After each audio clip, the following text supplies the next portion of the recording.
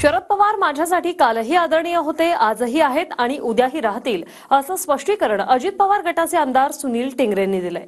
काल पवारांनी सुनील टिंगरेंवर दिवट्या आमदार म्हणत निशाणा साधला होता।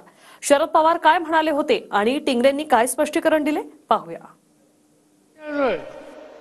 दोन तरुण मुलगा आणि मुलगी जात असताना त्यांना उजवलं काय, जागच्या जागेवर त्यांची हत्या काय होते, उद्ध्वस्त होता। आणि अशा वेळेला जे जखमी झाले त्यांना मदत करायच्या ऐवजी हा दिवटा आमदार पोलीस स्टेशनला जातो आणि सांगतो लोकांचा याच्यासाठी मतं मागितली होती।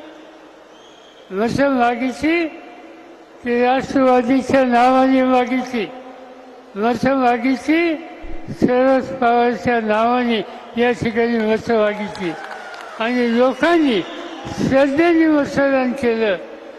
त्या श्रद्धेसाठी उत्तरदायित्व तुम्ही या पद्धतीने देता। आदरणीय पवार साहेबांच्या कुठल्याही वक्त्याच्यावरती काय बोलायचं नाही असं आम्ही यापूर्वीपासून ठरवलेलं आहे, त्यामुळे या विषयावरती मी काय बोलणार नाही।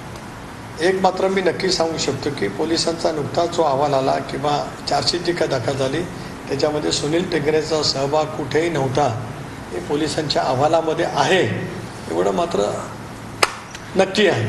आता त्यापुढे पवारसाहेबांनी काय बोलावं काय नाही हा त्यांचा सर्वस्वी अधिकार आहे। शरद पवारांच्या टीकेनंतर सुनील टिंगरेंचं स्पष्टीकरण।